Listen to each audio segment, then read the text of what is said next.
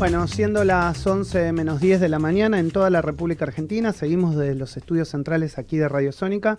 Voy a charlar con María José Lubertino. Hace mucho que no conversaba con ella mano a mano, políticamente hablando, aquí en el arranque.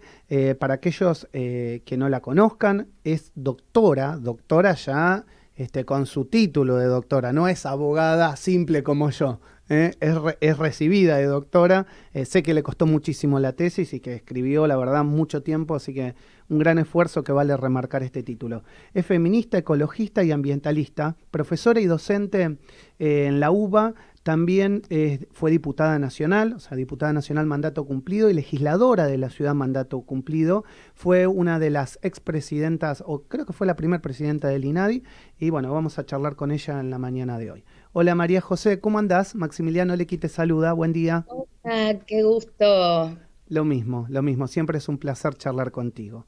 Bueno, ¿cómo estás viendo la Argentina de hoy, María José?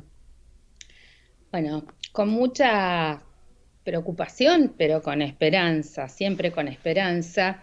Eh, yo creo que, y lo venimos diciendo y lo vengo diciendo, no sé, ya hace como una década, creo que las feministas logramos grandes cambios a nivel social y a nivel político, pero ahora hay que poner el énfasis en cambios más estructurales. Creo que emergen estas nuevas derechas porque dan en la tecla del diagnóstico de que el sistema ha colapsado, o sea, el sistema económico, global y local, ha hecho tope. Entonces son muchos los disgustos y las injusticias, ¿no? Nunca como hoy en el mundo y en la Argentina ha habido tantos desarrollos tecnológicos, tantos desarrollos científicos, tantos avances, y sin embargo se concentran en muy pocas manos los beneficios de la riqueza. América Latina sigue siendo el continente más desigual.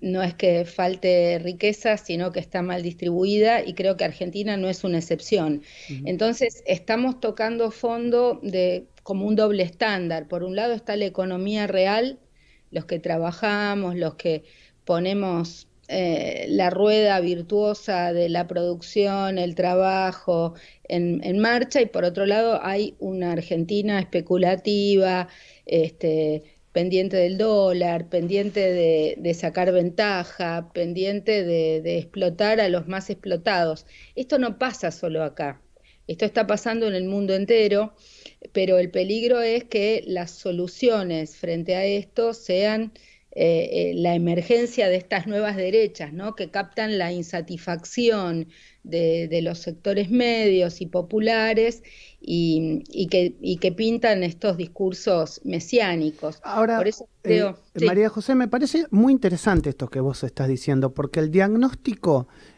cuando vos lo escuchás, es justamente esto tanto de la derecha como también del progresismo, porque la derecha dice esto, pero dice que el problema es el Estado, el aumento del Estado y el aumento del gasto público y el déficit fiscal. Y por el otro lado, lo que vos me estás diciendo es al revés, es la distribución o la falta de distribución correcta, y por el otro lado, los privados o algunos privados no queriendo compartir justamente esa extrema riqueza. Sí. ¿Cómo congeniamos esto? A mí me parece que poner el énfasis en si el Estado y el gasto distrae de la cuestión principal. A ver. La cuestión principal tiene que ser un cambio de modelo de desarrollo. El modelo de desarrollo extractivista, el modelo de desarrollo de explotación, hace tope.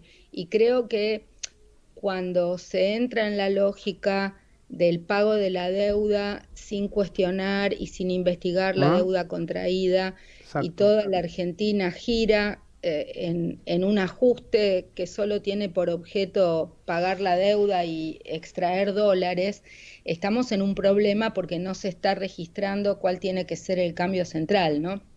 Entonces, el cambio central tiene que ver con salir del modelo extractivista. Cuando digo extractivista es el extractivismo financiero del que somos víctimas, y el extractivismo ambiental, minero, sojero, Es decir, hay dos problemas graves.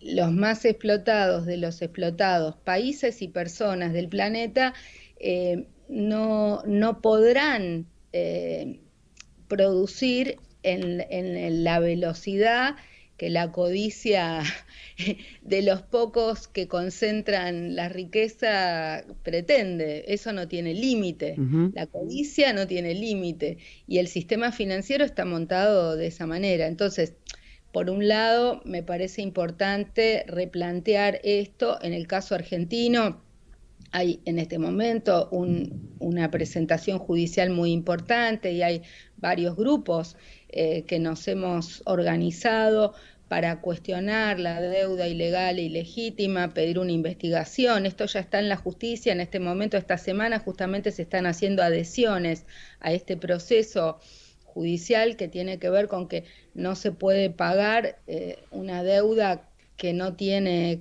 claridad sobre cómo fue contraída.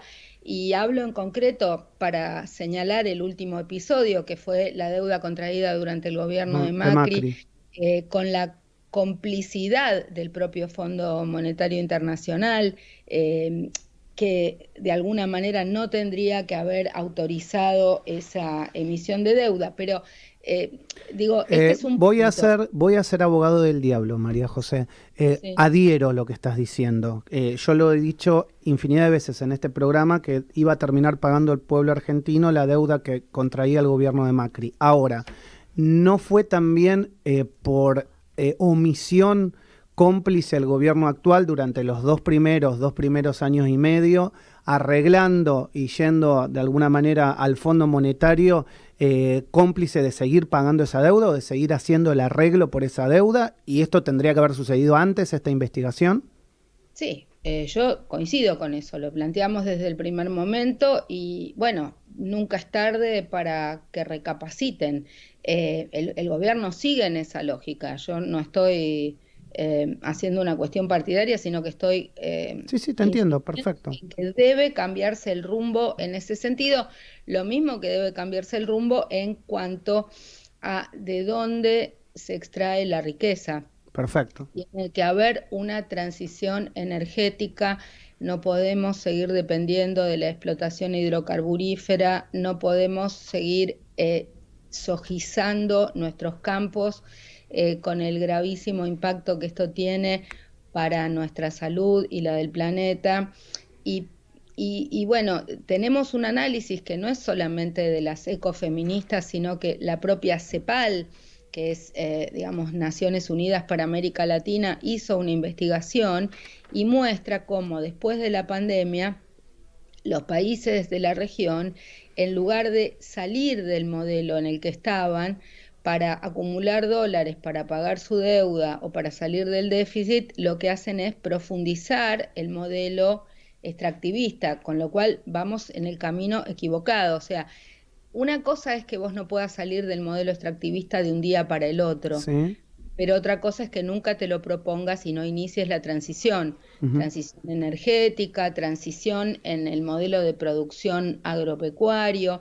Entonces, en ese sentido también hay importantes esfuerzos en el camino de la agroecología, hay organizaciones que están trabajando, se abren puertas. El INTA está trabajando muy seriamente para volver a un esquema de producción agropecuaria con rotación en la siembra, pero digo, esto por el otro lado está confrontado con un modelo que lo único que piensa es en exportar soja para alimento de los chanchos chinos, Ujú. ¿entendés? Y la codicia, y eso además en una cadena donde hay muchísimas empresas que encima especulan con el tipo de dólar que tienen en la exportación, especulan con si venden o liberan o no liberan los granos, especulan con la salida y mienten cuando dicen que cargan tantos barcos y cargan otros Sí, tantos. cargan otros Entonces, tantos. hay cosas que son ilegales y hay cosas que tienen que ver con la legalidad, pero que igualmente deben ser modificadas y transformadas. Entonces, Creo que Bueno, ahora viste que hemos sabido en las últimas horas que posiblemente se produzca la estatización de la hidrovía, ujú. donde las provincias vayan a tener un mayor poder. De hecho, al parecer Santa Fe, la provincia de Santa Fe va a tener la presidencia como de ese organismo. Y te pregunto, y te Eso cambio me de tema. parece estupendo, fantástico, imprescindible y urgente. Ok, Lo hemos venido diciendo. Eso permite, por lo control. menos, Ah, empezar a controlar claro. lo que sale, cómo sale, etcétera. Pero eso no implica un cambio de modelo, porque eso implica nada más que controlar que no nos estén robando. Cuando digo un cambio de modelo es el uso de los agrotóxicos, que haya un modelo más humano en la producción agropecuaria, que se vuelva a una escala de producción eh, que no sea todo absolutamente mecanizado, sino que sin dejar de utilizar los avances científicos y tecnológicos, que se pueda volver a una escala humana en la Ujú. producción y en el Sí. cuidado de los recursos naturales o en el cuidado de los bienes comunes. Me quedó clarísimo. No quiero desaprovechar la oportunidad porque sé que sos ambientalista y es un tema que te importa y mucho. ¿Por qué no sale la ley de humedales? Volvimos a ver otra vez el fin de semana el humo sobre toda la ciudad de Rosario, el propio intendente Pablo Hapkin subiendo un video pidiendo mayor control y hablando de los delincuentes que prenden la isla. ¿Qué pasa con la ley de humedales? Bueno, son las contradicciones del sistema. Nosotros venimos luchando por la ley de humedales desde hace años. Ahora aparece un proyecto del Consejo Federal de Ambiente que de alguna manera distorsiona y aminora los puntos que se habían puesto en el proyecto de ley construido participativamente con la intervención de las organizaciones de la sociedad civil. Nosotras y nosotres nos mantenemos en el proyecto original y vamos a insistir en él. Las resistencias a que salga la ley de humedales tienen que ver con los intereses de quienes en la Cámara de Diputados, además de ser diputados, también tienen intereses agropecuarios. Eso es casi evidente. Ujú. O responden en sus campañas, en sus financiamientos de campaña a esos intereses, ¿no? Clarísimo. Entonces, obviamente tiene que ser todo con diálogo, con respeto, pero hay que tomar posiciones fuertes en la transición hacia un modelo sustentable. Ujú. Y obviamente la ley de humedales, la ley que previene de alguna manera y pone castigo a estos incendios, tiene que ser parte de ese proceso. Te cambio de tema y te hago la última. Respeto muchísimo tu tiempo, sé que trabajas un montón. En este último tiempo se han conocido fake news relacionados con el colectivo LGBTIQ+, puntualmente el cobro de subsidios para personas por ser gay, entre comillas. Y todo esto se manejó de una manera muy desprolija por parte de algunos medios de comunicación. ¿Por qué crees que esto sucede? ¿Existe un alto grado de discriminación todavía en Argentina? Y te pregunto esto como expresidenta del INADI. Sí, como sabés, nosotros desde la Asociación Ciudadana por los Derechos Humanos seguimos tomando estos temas, llevando adelante causas, denuncias. La discriminación sigue y además me parece que esto también tiene por objeto horadar también al gobierno, que ha tenido una agenda de avanzada en los temas de género y diversidades. Entonces es como irritar a la ciudadanía, más allá de la discriminación a las personas LGBT, irritar a la ciudadanía con una agenda que para algunos puede parecer un tema accesorio, menor, secundario, en un momento de sensibilidad social y económica. Me parece que tiene más un objetivo político que de atentar contra el colectivo LGBT, pero por supuesto me parece que acá esto involucra un tema grave que es la falta de, digamos, de chequeo por parte de los medios. Cuando un medio Exacto, pretende ser serio, tiene que chequear exacto. las informaciones antes de emitirlas y cuando no lo hace, la verdad que lo que hay que sospechar es que es parte de esa misma campaña que originó la fake news. No puede, digamos, no puede mirar para un costado un medio al replicar contenidos que no están chequeados. Por Claramente eso de hay una acuerdo. defensoría del público, por eso yo creo que en esos casos la Defensoría del Público debe intervenir, el INADI debe intervenir o el propio ENACOM tiene que intervenir cuando, digamos, la ley de medios en esos aspectos sigue plenamente vigente sobre la discriminación y sobre este tipo de cuestiones, ¿no? María José, gracias por estos minutos con el arranque, siempre tan amable. Y después, en la continuidad informativa de la radio, van a escuchar Café con Luber como todos los lunes.